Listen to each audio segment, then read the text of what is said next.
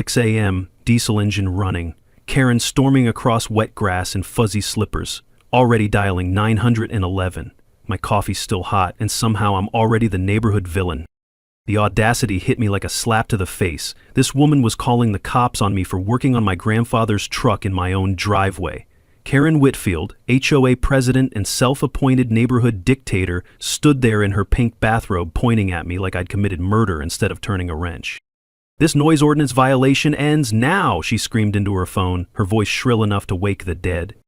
I straightened up slowly, wiping greasy hands on my jeans, and couldn't help but smile. These entitled HOA tyrants had no idea who they were messing with. What Karen didn't know, what she'd never bothered to check, is that my family owned this land 30 years before her precious subdivision existed.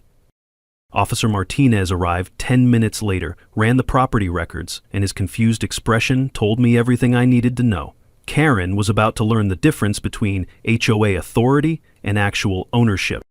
What would you do if someone called the cops on you in your own driveway? Drop a comment. Where are you watching from? Because you're about to see the most satisfying HOA takedown ever. Let me back up and tell you how I ended up in this mess. My name's Jake Morrison, and 6 months ago I inherited my grandfather's old farmhouse, all 2.3 acres of it, sitting right in the middle of what's now called Meadowbrook Estates. Grandpa bought this land back in 1962, when it was nothing but cornfields and cow pastures. He raised 5 kids here, including my dad, and I spent every summer of my childhood running through that red barn and helping with the vegetable garden. The house smells like coffee and sawdust exactly the way I remember it. When the developers came sniffing around in 1989, Grandpa was smart about it. He sold them the development rights to build their fancy subdivision, but he kept our 2.3 acres. The contract was crystal clear. The Morrison family land stays Morrison family land, period. I'm 45, recently divorced, and frankly, moving back here was the best decision I'd made in years. My ex-wife had wanted me to sell this place, said it was holding me back from opportunities. Turns out the only thing holding me back was her constant need for bigger houses and fancier cars. The neighborhood that grew up around Grandpa's farm is, well, it's something else. 47 identical beige houses with identical green lawns, each one looking like it rolled off an assembly line. Not a blade of grass out of place, not a car parked on the street overnight, not a single sign of actual human life. And ruling over this beige kingdom, Karen Whitfield, HOA president for 8 long years. Karen's 52, drives a white BMW that she washes twice a week, and has the kind of smile that makes you check your pockets afterward. She moved here for property values and standards, which apparently means making everyone else as miserable as she is. The woman has called code enforcement on neighbors for leaving Christmas lights up past January 2nd. I'm not kidding. For the first few months after I moved back, we coexisted peacefully. I kept to myself, worked on the house, helped my elderly neighbor Mrs. Chen with her groceries. But I guess Karen was just waiting for the right moment to pounce. That moment came 3 weeks ago. I found a printed violation notice taped to my front door. Professional letterhead, official-looking seal, the whole 9 yards. The complaint? Unapproved vehicle repairs, excessive noise, non-conforming landscaping. $500 in fines, payable within 30 days. Now, maybe a small-town diesel mechanic, but I'm not stupid. I spent the next evening in the county recorder's office, going through every document related to this property. Guess what I found? Not a single signature from any Morrison family member on any HOA agreement, ever. We were grandfathered in, completely exempt. When I didn't pay Karen's made-up fine, she escalated, posted on the neighborhood Facebook group about how I was bringing down everyone's property values with my rural lifestyle choices. The comments were brutal. People calling me selfish, inconsiderate, a bad neighbor. These were folks I'd never even spoken to, forming opinions based on Karen's version of reality. That's when I decided to rebuild Grandpa's 1987 Chevy pickup. Call it a memorial project, call it therapy. Either way, I was going to bring that beautiful old truck back to life. 7 a.m. seemed like a perfectly reasonable time to start, well within city noise ordinances. The sound of Karen's slippers slapping against wet grass should have been my first warning, but honestly, I was focused on getting that carburetor cleaned, breathing in the familiar smell of diesel fuel and possibility. Officer Martinez, turns out we went to high school together, recognized me immediately. "Jake Morrison, haven't seen you since graduation. How's your grandpa?" "Passed away in April," I said, left me the farm. That's when Martinez pulled up the property records on his computer. His eyebrows shot up like they were spring-loaded. "Ma'am," he said to Karen, "this gentleman owns this property, has for decades." Karen's face went through several interesting color changes. "That's impossible. This is an HOA community. He has to follow our rules." Martinez looked at me, then back at Karen. "Actually, ma'am, according to these records, his property predates your HOA by about 30 years. The look on Karen's face? Pure, undiluted rage, and I knew right then that this was just the beginning. Karen didn't take that revelation well. Not well at all. The next morning my phone buzzed with a text from Mrs. Chen. "Emergency HOA meeting tonight. Karen's lost her mind." I shouldn't have been surprised. When someone's entire identity revolves around controlling other people, discovering you can't control someone tends to break their brain a little. The meeting was called for 7 p.m. at the community center, a beige building that matches all the beige houses, because apparently diversity is against HOA bylaws. I decided to attend, partly out of curiosity and partly because I figured Karen would be talking about me anyway. The smell of burnt coffee and industrial carpet cleaner hit me the moment I walked in. Karen stood at the front of the room behind a folding table wearing a navy blazer that screamed, "I demand to speak to your manager." She'd prepared a PowerPoint presentation about me.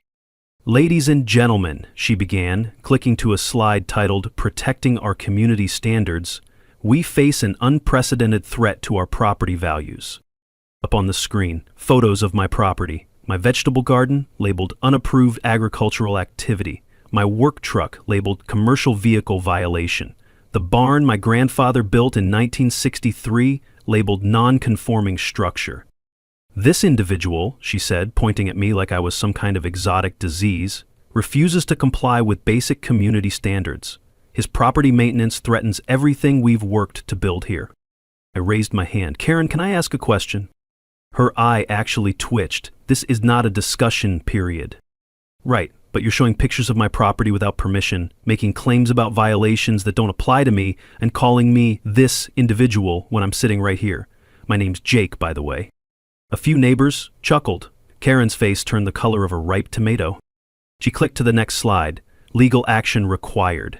The board, 4 people who looked like they'd rather be anywhere else, voted 4-1 to pursue all available legal remedies. Mrs. Chen was the lone dissenter, bless her heart.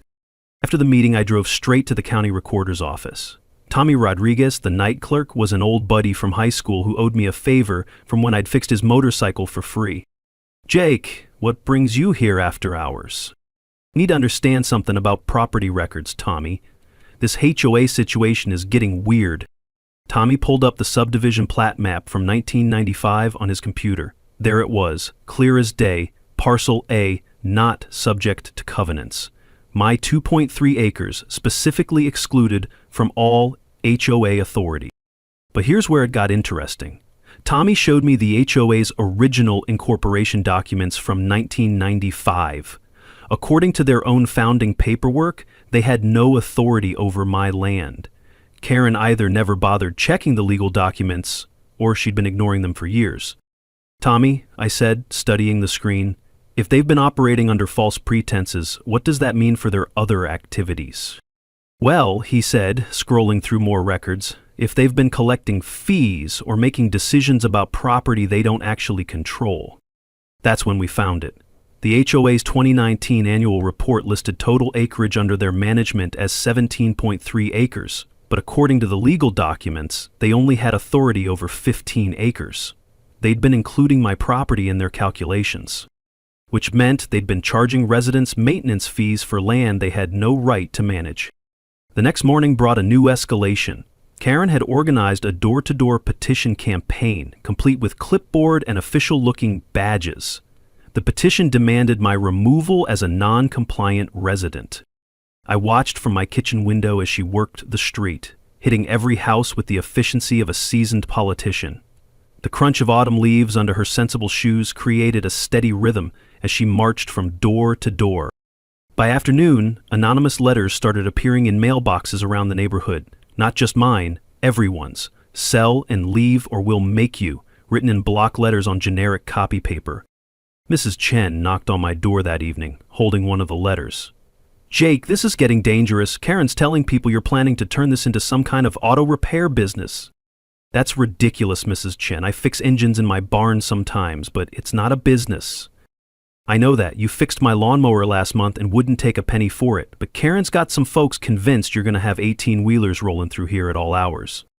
That's when I decided to get serious about documentation. I installed security cameras around the property perimeter and started photographing the exact boundaries using Grandpa's original survey markers. The metallic click of the camera shutter became my evening soundtrack. But the real revelation came when I dug deeper into the HOA's financial records. Public documents showed something disturbing. They'd been paying property taxes on 17.3 acres, not 15. They'd been including my land in their tax assessments and passing those costs on to residents. Karen wasn't just power hungry, she might be stealing money. Karen's next move was pure desperation disguised as authority. At 6 a.m. on a Tuesday, I woke to the sound of official vehicles in my driveway. Through the window, I could see a city code enforcement truck and Karen's white BMW parked side by side like some kind of bureaucratic tag team. The smell of diesel exhaust mixed with Karen's overpowering perfume as I opened the front door. Standing there was Dave Patterson, city inspector, looking about as thrilled as a man getting a root canal. Behind him, Karen hovered like a vulture in a pantsuit. Mr. Morrison, I'm here about complaints regarding unpermitted structures and possible septic violations. I invited them in for coffee, but Karen jumped in immediately. That barn is clearly unpermitted, and I have reason to believe he's running an illegal auto repair business. Dave looked at his clipboard, then at Karen, then back at me. Sir, do you have permits for that barn? From 1963, I said, pulling out Grandpa's old folder. Would you like to see them? The look on Karen's face was priceless, like someone had just told her Santa Claus was filing for bankruptcy. Dave examined the yellow documents with the care of an archaeologist. These are grandfathered permits. Structure predates current zoning by about 40 years. He turned to Karen. Ma'am, this is all perfectly legal. But Karen wasn't done. What about the septic system? I'm sure it's not up to code. 20 minutes later, after Dave had poked around my perfectly functional septic system, he turned to Karen with barely concealed irritation. Ma'am, everything here is up to code. Someone gave me false information. After they left, I called Sarah Kim, the property attorney Mrs. Chin had recommended. Sarah's office smelled like leather-bound law books and determination, which I found oddly comforting. Jake, she said after reviewing my documents, you're not just exempt from HOA authority. They may have been committing insurance fraud. Here's what Sarah discovered. The HOA had been including my property in their insurance coverage and collecting premiums from residents for land they had no legal right to represent. Legal knowledge nugget. When HOAs include non-member property in their insurance calculations, they're essentially collecting money under false pretenses. Takeaway: if your property predates the restrictions, you're usually protected, and they can't charge you for coverage you never agreed to. While I was learning about my legal protections, Karen was escalating her public relations war. She'd created a fake Nextdoor account, Concerned Meadowbrook Resident 47, to post daily complaints about my declining property maintenance and suspicious vehicle activity. The woman had also organized what she called an emergency community meeting at the local library. She'd even contacted Channel 7 News, claiming there was a property value crisis threatening the entire neighborhood. I decided to attend her little show. The library meeting room buzzed with fluorescent lights and nervous energy. About 30 residents had shown up, along with Maria Santos from Channel 7. Karen stood at the front with another PowerPoint presentation, this one titled, Protecting Our Investment. The smell of industrial coffee mixed with the tension in the air as Karen clicked through slides of misleading photos. My work truck became evidence of commercial activity. My vegetable garden became agricultural zoning violations. Then she showed a photo of my barn with the caption, Potential Environmental Hazard. That's when I stood up. Karen, can I ask where you got that photo? She fumbled with her presentation remote. These are publicly visible structures. Right, but that photo was taken from inside my barn, which means you were trespassing on my property to get it. The room went dead quiet. Even the fluorescent lights seemed to stop humming. I pulled out my folder of county documents. Since we're all here, maybe everyone should know the actual legal situation. Maria Santos perked up immediately, sensing a bigger story. I explained the property boundaries, the grandfathered rights, the HOA's lack of authority over my land. I showed them the incorporation documents that specifically excluded my property. I kept my voice calm and factual, while Karen's face went through several interesting color changes. Furthermore, I continued, I've discovered that the HOA has been charging all of you maintenance fees for my property, which they have no right to manage. That's when the real fireworks started. Residents began asking pointed questions about where their HOA fees were actually going. Karen stammered through non-answers, while Maria Santos scribbled notes furiously. 3 residents approached me after the meeting, apologizing for signing Karen's petition. "We had no idea about the legal situation," said Bob Henderson from Maple Street. "Karen made it sound like you were some kind of squatter." But the most interesting conversation was with Maria Santos. "Jake, I think there's a much bigger story here. Would you be willing to go on the record about HOA overreach?" As I drove home, I noticed Karen's BMW following me at a distance. When I pulled into my driveway, she drove past slowly, talking animatedly on her phone. The next morning brought a new escalation, a formal police report claiming I had threatened her during the library meeting. Karen was getting desperate, and desperate people do dangerous things. Karen's threat complaint landed on Detective Williams' desk on a Thursday morning. By Thursday afternoon, he was sitting in my kitchen, drinking coffee and looking mildly amused. "Jake, I've reviewed the library security footage. Unless threatening behavior now includes calmly reading legal documents aloud, I think Miss Whitfield might be wasting my time." Detective Williams was a methodical man who smelled faintly of cigarettes and skepticism. He'd been dealing with neighborhood disputes for 15 years, and something about Karen's story wasn't adding up. "She claims you've been harassing her, following her around, making threatening phone calls. But her phone records don't show any calls from your number, and your work schedule puts you at the garage during most of the alleged incidents."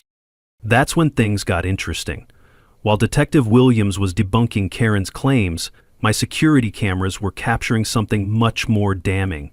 Karen herself, creeping around my property at 2 in the morning. The footage was crystal clear. Tuesday night, Karen's white BMW parked 3 houses down, her figure, clearly recognizable even in dark clothing, slipping between the shadows to photograph my vehicles and peer into barn windows. The crunch of gravel under her feet was audible on the audio feed. "Detective," I said, showing him the footage on my laptop, "I think Karen's projecting. She's accusing me of stalking behavior while literally stalking me." Williams leaned back in his chair, studying the screen. "Jake, this is harassment and trespassing. Want to press charges?" Before I could answer, my phone rang. Sarah Kim, my attorney, with news that changed everything. "Jake, you need to sit down. The private investigator Karen hired just called me." Apparently, Karen had spent $3,000 hiring Rick Donovan, a PI from Columbus, to find dirt on me. Rick had spent 2 weeks investigating my background, my finances, my work history, my divorce records. He'd even contacted my ex-wife, hoping she'd provide ammunition for character assassination. But here's the beautiful irony. Rick's investigation had turned up absolutely nothing questionable about me. Clean driving record, no criminal history, excellent work reputation, divorce settled amicably, without any accusations of wrongdoing. What Rick did find was information about Karen. "Jake," Sarah continued, "Mr. Donovan discovered that Karen's real estate license has 3 pending ethics violations. She's been using her HOA position to steer business to herself, creating conflicts of interest. And get this, she's been using HOA funds for personal expenses." The smell of revelation hung in the air like burned coffee. Rick Donovan, it turned out, had a conscience.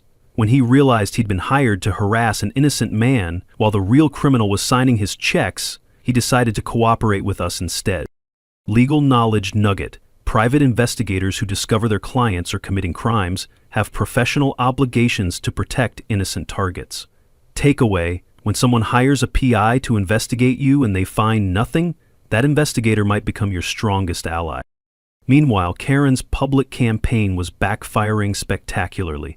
Maria Santos from Channel 7 had started her own investigation into HOA financial practices. She'd discovered that several other residents had received letters from collection agencies for unpaid assessments, fees that weren't properly authorized according to the HOA's own bylaws.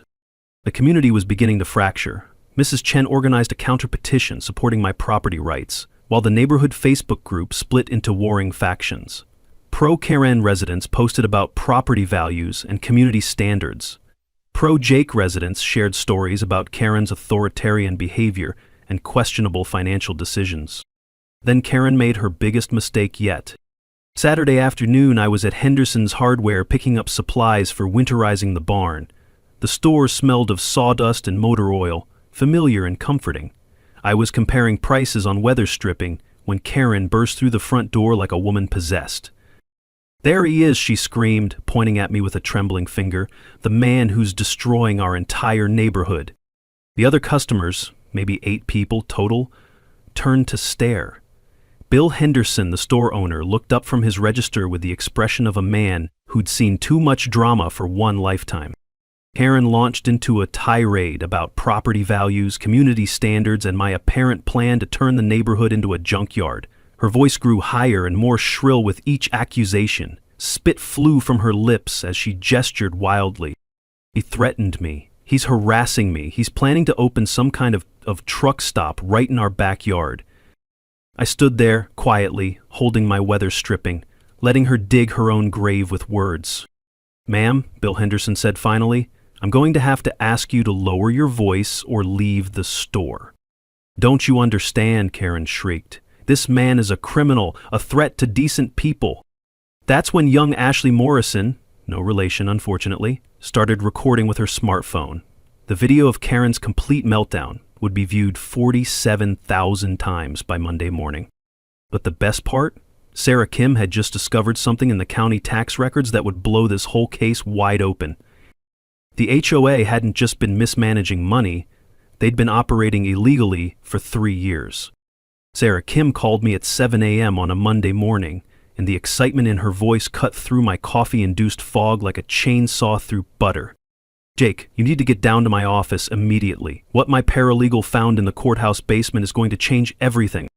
An hour later, I was sitting across from Sarah's desk, staring at a yellowed document that looked like it had survived the Civil War. The paper crackled when she unfolded it, releasing the musty smell of decades-old bureaucracy. "This is your grandfather's original 1989 land purchase agreement," Sarah said, pointing to a clause buried in legal jargon. "Look at paragraph 7. I squinted at the faded typewriter text. "Right of first refusal on surrounding development. Mineral rights and easements retained. Reversion clause if homeowners association becomes defunct or non-compliant." "Jake," Sarah said, her eyes practically glowing, "if the HOA loses its legal standing, you don't just get to ignore their rules, you potentially inherit control over the entire 15-acre subdivision." My coffee mug stopped halfway to my lips. "Come again." "Your grandfather was smarter than anyone realized. This clause means that if the HOA ever becomes legally non-existent, all the development rights revert back to the Morrison family. You could literally own the whole neighborhood." While I was processing that bombshell, Sarah dropped another one. The forensic accountant finished reviewing the HOA's books. Karen didn't just embezzle money, she embezzled a lot of money, $127,000 over 4 years. The numbers were staggering. Karen had created a fake company called Meadowbrook Maintenance, LLC, and been billing the HOA for services that never existed. Lawn care that wasn't performed, repairs that were never made, supplies that were never delivered. The money went straight into her personal accounts. Legal knowledge nugget. Creating shell companies to steal from organizations you control is aggravated theft, not simple embezzlement. Takeaway: always check original property deeds. They might contain valuable rights you inherited without knowing it. But here's where it got truly devastating for Karen. The HOA itself had lost its legal standing. "They haven't filed their annual corporate paperwork with the state since 2022, Sarah explained. "Technically, the HOA doesn't exist anymore. Every decision Karen's made, every fee she's collected, every threat she's issued, it's all been without legal authority." The HOA had been a ghost organization for 3 years, collecting money and making rules with no more legal standing than my neighborhood book club. So when Karen threatened to sue me, she was bluffing with a hand that didn't exist, Sarah finished. A non-existent organization can't file lawsuits. The implications hit me like a freight train. Not only was I exempt from HOA rules, but those rules technically didn't exist anymore anyway. Karen had been running an elaborate con game, collecting fees and wielding authority she hadn't legally possessed since 2022. My phone buzzed with a text from Mrs. Chen. Karen's calling, emergency board meeting tonight. Says she has new legal strategy to handle Jake's situation. Something's wrong. She looks panicked. Sarah, I said, what happens if word gets out that the HOA has been operating illegally for 3 years? Well, every fee collected since 2022 was obtained under false pretenses. Residents could file for full refunds. There could be criminal charges for theft and fraud, and if someone wanted to press their legal advantage, she gestured at Grandpa's document, you could force the entire neighborhood to acknowledge that you own their development rights. Every resident would technically need your permission to maintain their properties according to the original 1989 agreement. The irony was delicious. Karen had spent months trying to control me, not realizing that I might actually have the legal right to control everyone else. But with great power comes great responsibility, and I was starting to form a plan that would give Karen exactly what she deserved, while protecting the innocent neighbors who'd been caught in her web of lies. Sarah, I said, I think it's time Karen learned what real legal authority looks like. That evening, my kitchen table became mission control for the most satisfying legal takedown in Meadowbrook Estates history. The oak's surface groaned under the weight of legal documents, financial records, and enough evidence to bury Karen's schemes deeper than my grandfather's old well. Sarah Kim sat across from me, her laptop glowing in the lamplight. Mrs. Chen occupied the chair to my right, sipping jasmine tea and offering the kind of strategic wisdom that comes from surviving 83 years of neighborhood politics. Maria Santos from Channel 7 had her recording equipment spread across one end of the table, while Officer Martinez, officially off duty but personally invested, reviewed the criminal evidence we'd assembled. The smell of coffee mixed with Mrs. Chen's tea, creating an oddly comforting atmosphere for planning someone's professional destruction. All right, Sarah said, pulling up her legal strategy document.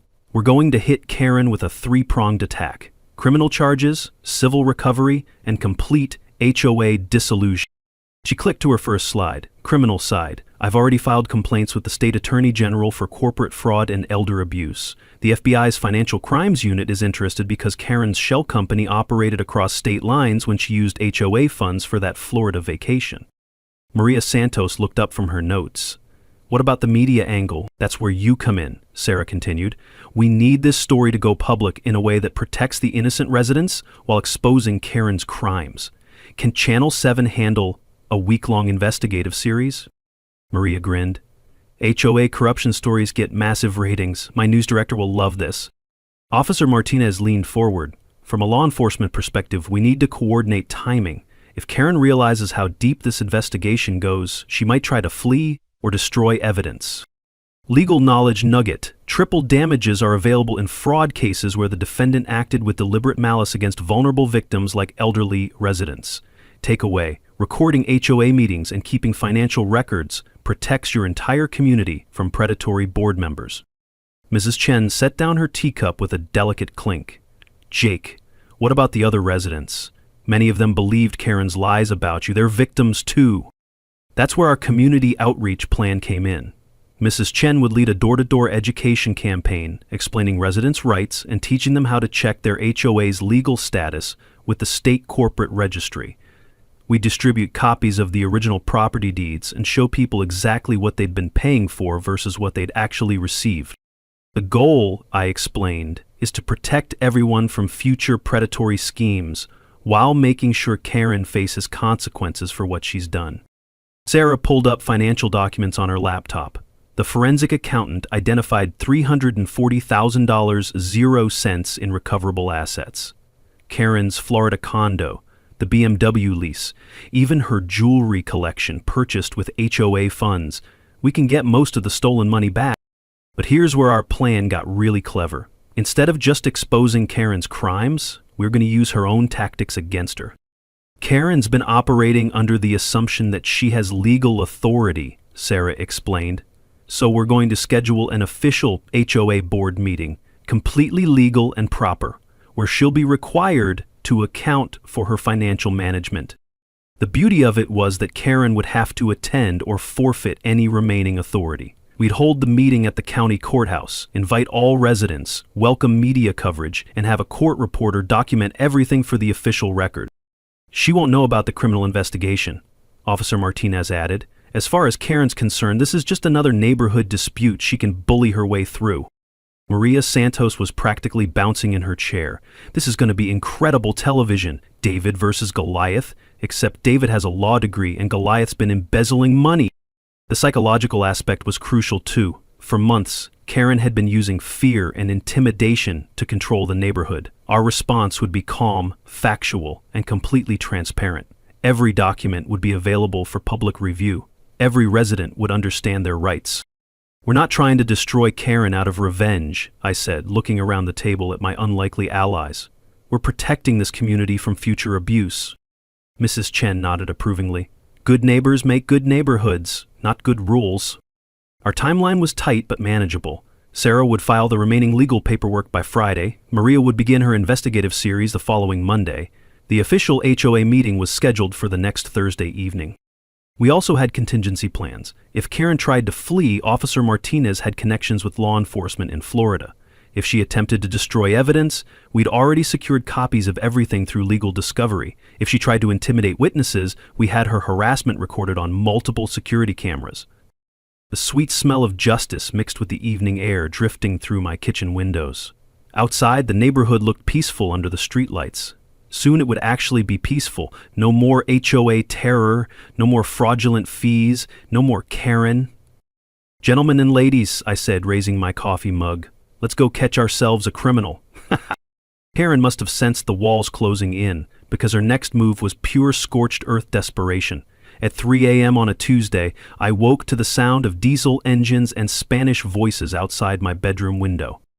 I stumbled to the window and couldn't believe what I saw. A crew of landscapers systematically destroying my vegetable garden. In the glare of portable floodlights, they were ripping up my grandfather's heirloom tomato plants, trampling the herb garden, and yanking fruit trees out by their roots. And there was Karen, standing beside a rented pickup truck, directing the destruction like some kind of suburban war criminal. I grabbed my phone and hit record while dialing 91011. The security cameras were capturing everything, but I wanted backup footage. The smell of diesel exhaust mixed with the scent of crushed basil and destroyed dreams. Ma'am, you need to stop this immediately, I called out, stepping onto my porch in pajamas and work boots. Karen turned toward me with wild eyes. I have HOA authority to remove non-compliant plantings? At 3 a.m, with a crew you hired? One of the landscapers looked confused. Lady, you said this was your property. It is. I'm the HOA president. The poor guy looked between Karen and me, clearly realizing he'd been dragged into something illegal. Smart man dropped his shovel and walked back to his truck. Detective Williams arrived within 10 minutes, followed by Officer Martinez and another patrol car. The flashing lights turned my front yard into a crime scene light show. Mrs. Whitfield, Detective Williams said, surveying the destruction, you're under arrest for criminal mischief and trespassing. But Karen wasn't done yet. While being handcuffed, she screamed about her rights as an HOA board member and how I was destroying the neighborhood. The landscaping crew, meanwhile, was providing statements about how Karen had hired them to remove unauthorized plantings from HOA property. $3,000 worth of damage to plants that had been growing on my family's land since before Karen was born. The next morning brought an even more desperate escalation. Karen, released on bail, had apparently decided that if she couldn't destroy my property legally, she'd try sabotage instead. I discovered the diesel fuel leak when I went to start my work truck. Someone had punctured the fuel tank overnight, and the sweet smell of diesel was spreading across my gravel driveway like a toxic rainbow. Security cameras showed a figure in dark clothing around 2 a.m., but they'd been careful to avoid facial identification. Sarah Kim was furious when I called her. Jake, this is escalating beyond neighborhood disputes. Karen's looking at felony charges now. But the real revelation came when Rick Donovan, the private investigator, called with an update on his financial investigation. Jake, Karen's been busier than we thought. I found 12 other neighborhoods where she pulled similar schemes over the past 5 years. real estate license violations in 3 counties. She's been targeting elderly residents specifically, using her HOA positions to create artificial property emergencies that require her real estate services. The pattern was sickening. Karen would join an HOA board, manufacture crises about property values, pressure elderly residents to sell quickly, then pocket the commissions while collecting kickbacks from developers. She'd stolen an estimated $400,000, 0 cents, across multiple communities. The FBI's building a federal case for interstate fraud, Rick continued. Your neighborhood was just her latest hunting ground. Meanwhile, Karen's personal life was imploding as spectacularly as her criminal enterprise. Her husband Bob filed for divorce after discovering the financial crimes, taking their 2 kids and moving in with his sister. Karen's adult son Derek flew in from California to handle the situation, which apparently meant threatening me outside the grocery store. My mom's a good person, Derek shouted, jabbing his finger toward my chest. You're destroying her life with these lies. I stepped back calmly. Derek, your mom embezzled over $100,000 from this neighborhood alone. That's not a lie. That's mathematics. I don't care what your fake documents say, she's my mother. That's when Officer Martinez happened to walk out of the grocery store. Derek's voice had been loud enough to hear from the parking lot, and making threats in public tends to attract police attention. Sir, I'm going to need you to step away from Mr. Morrison, Martinez said, his hand resting casually on his radio. Derek made the mistake of escalating further. This whole town is corrupt. You're all protecting this criminal. 3 minutes later, Derek was in handcuffs for menacing and disorderly conduct. The irony wasn't lost on me. Karen's own son had just been arrested while defending her honor. That evening, Maria Santos called with news that made my day complete. Jake, Karen tried to contact my news director to kill the investigative series. She offered him a $5,000 bribe to focus on more important stories. Karen had just added attempted bribery of a journalist to her growing list of crimes. The woman was digging her own grave with a steam shovel. Maria, I said, I think we're ready for the final confrontation. The courthouse meeting was scheduled for 7 p.m. on a Thursday, but Karen arrived at 6:30 with the determination of a general preparing for her last battle. I watched from my truck as she lugged boxes of evidence up the courthouse steps, her heels clicking against concrete like a countdown timer to her own destruction. She'd brought backup too. Her husband Bob, despite filing for divorce, stood beside her looking like a man attending his own funeral. Derek, fresh out of jail on bail, hovered near the courthouse entrance, making aggressive gestures at anyone who looked sympathetic to me. The meeting room smelled like industrial disinfectant and nervous sweat when I walked in with Sarah Kim and Mrs. Chen. Karen had set up a laptop and projector at the front, surrounded by bankers' boxes labeled "Evidence of Harassment" in her precise handwriting. 47 residents had shown up, the largest HOA meeting in the neighborhood's history. Maria Santos and her Channel 7 crew occupied the back corner, cameras rolling. County Prosecutor Janet Stevens sat in the front row with a briefcase that probably contained Karen's future. FBI agent Patricia Wong observed from the side wall, taking notes. The tension in the room was thick enough to cut with a rusty butter knife. Karen called the meeting to order with trembling hands, trying to project the authority she'd wielded for 8 years. Ladies and gentlemen, we're here tonight to address the ongoing harassment campaign against your elected HOA leadership. She clicked to her first PowerPoint slide, a photo of my property taken from a deceptive angle that made my vegetable garden look like an abandoned lot. This individual has systematically violated every community standard we've worked to maintain. I sat quietly in the front row, hands folded, letting her dig the hole deeper.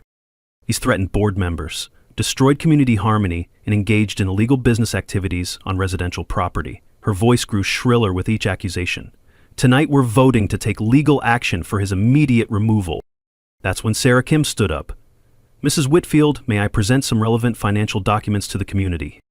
Karen's face went pale. This is not a discussion period. Actually, said Prosecutor Janet Stevens, as a matter of public interest, I think the community should see these records. Sarah connected her laptop to the projector. Up on the screen, HOA bank statements showing Karen's unauthorized transfers, fake invoices for services never rendered, purchase records for the Florida condo bought with community funds. The room erupted in gasps and angry murmurs. Mrs. Henderson from Maple Street shouted, "You bought a vacation home with our money?" Heron frantically clicked her remote, trying to regain control of the presentation. "These are fabricated documents. This man has been harassing me for months."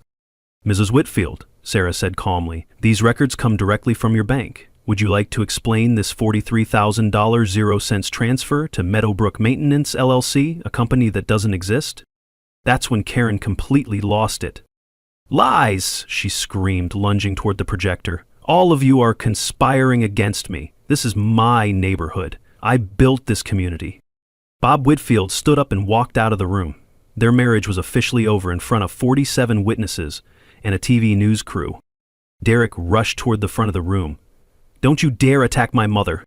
Courthouse security stepped in before Derek could reach Sarah, but the damage was done. Karen's family was imploding in real time, on camera, in front of the entire community. "Mrs. Whitfield," Prosecutor Stevens said, standing up with her briefcase, "I have here warrants for your arrest on charges of aggravated theft, elder abuse, and interstate fraud." The room went dead silent except for the hum of fluorescent lights and the whir of TV cameras.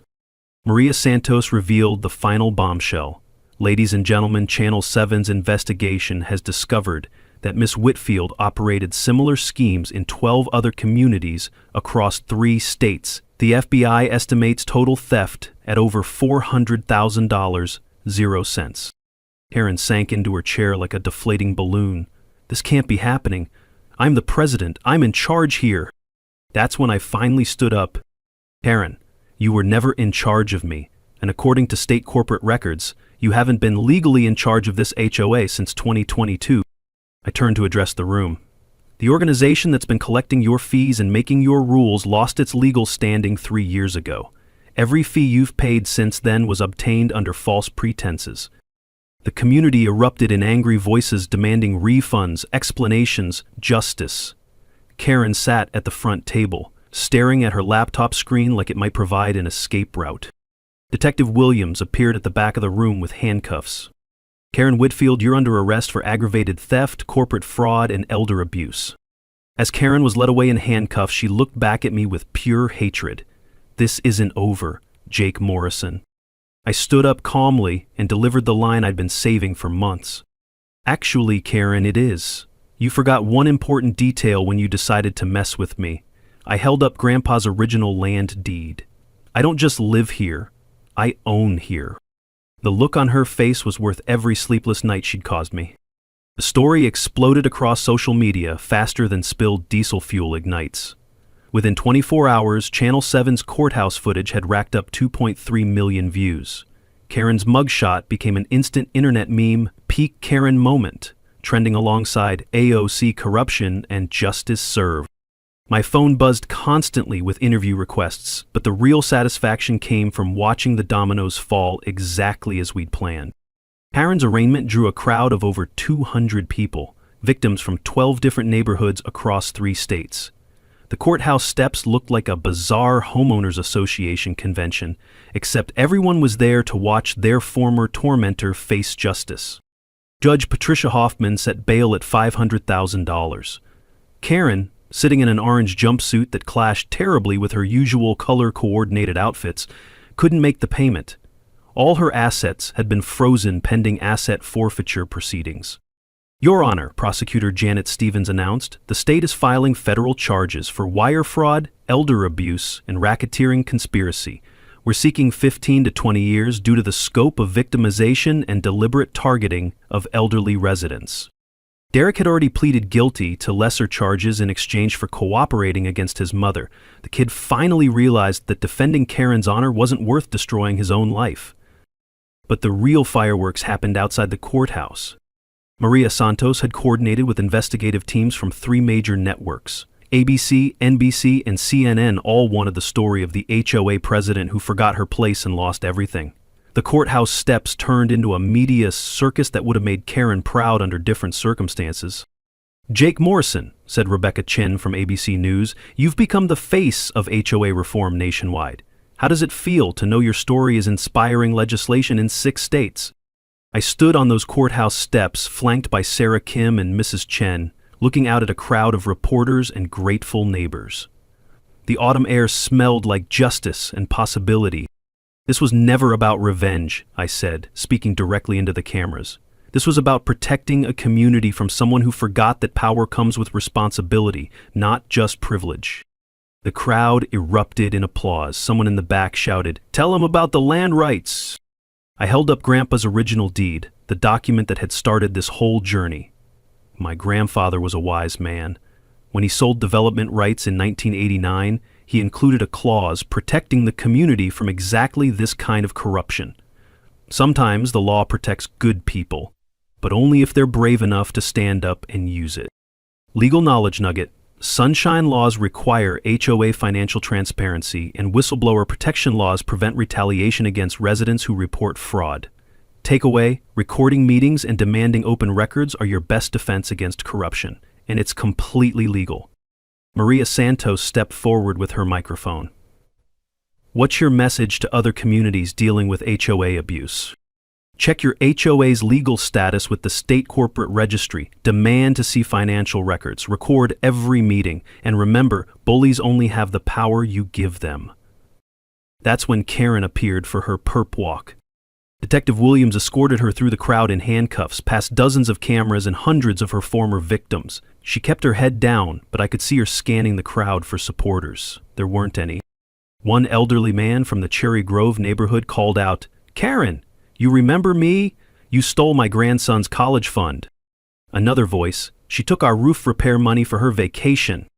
The crowd's anger was palpable, but it was controlled. These weren't people seeking revenge. They were citizens watching justice finally being served. As Karen reached the transport vehicle, she looked back at me one final time. The hatred in her eyes had been replaced by something worse. The realization that she'd destroyed everything for nothing. "Jake Morrison," she called out, her voice barely audible over the crowd.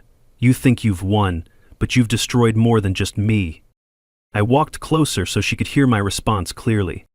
"Karen, I didn't destroy anything. I just stopped letting you destroy other people." The transport doors closed with a metallic clang that sounded like the end of an era. Reporter after reporter wanted quotes, but the most important conversation happened with Mrs. Chen as we walked back to my truck. "Jake," she said, taking my arm with her weathered hand, "your grandfather would be proud. You used his gift not just to protect yourself, but to protect all of us." The drive home took us through the neighborhood Karen had terrorized for 8 years. Kids were playing in yards without fear of violation notices. Neighbors were talking over fence lines without worrying about being reported. For sale signs that had appeared during the crisis were coming down as families decided to stay. The mic drop moment, sometimes standing up to one bully, protects thousands of future victims. As we pulled into my driveway, I could see lights on in houses throughout Meadowbrook Estates. Not the nervous lights of people afraid of their HOA president, but the warm lights of a community finally free to be itself. Karen's reign of terror was over. Now the real work could begin. 6 months later, I'm sitting on my front porch watching the best sunset Meadowbrook Estates has seen in years. The smell of fresh bread drifts from Mrs. Chen's kitchen, mixing with the scent of tomatoes ripening in our community garden. Life has a way of healing itself when you remove the poison. Grandpa's 1987 Chevy purrs in the driveway, fully restored and running better than the day it rolled off the assembly line. I drive it to work every morning, windows down, radio playing his favorite country songs. Sometimes I swear I can feel him riding shotgun, proud of how his grandson finally learned to fight for what matters. The neighborhood association we formed to replace Karen's HOA operates on a simple principle. Voluntary cooperation beats mandatory compliance every single time. Property values have actually increased 12% since we dissolved the authoritarian structure. Turns out people pay more to live somewhere they feel free. My small engine repair business has taken off beyond anything I imagined. Word spread that the guy who took down the corrupt HOA also fixes lawnmowers, chainsaws, and generators, with honest prices and reliable work. I've hired 2 part-time employees, including Bob Henderson's son Tommy, who needed a job after graduating trade school. The Red Barn has become the heart of our community. Monthly potluck dinners bring neighbors together to share food, stories, and the kind of genuine friendship that HOA rules could never manufacture. Last month, we hosted 83 people for Mrs. Chen's 84th birthday party. The sound of laughter echoing off those old wooden beams would have made Grandpa smile. Sarah Kim and I got married in that same barn on a crisp October morning exactly 1 year after Karen's arrest. Mrs. Chen officiated. She'd gotten ordained online specifically for the occasion, cackling with delight as she pronounced us husband and wife under the authority of love, not lawyer. Karen's serving her 12-year federal sentence at a minimum security facility in West Virginia. Her cellmate, ironically, is another HOA embezzler from Nevada who ran a similar scam. Derek visits occasionally, but their relationship remains strained. Some bridges burn too completely to rebuild.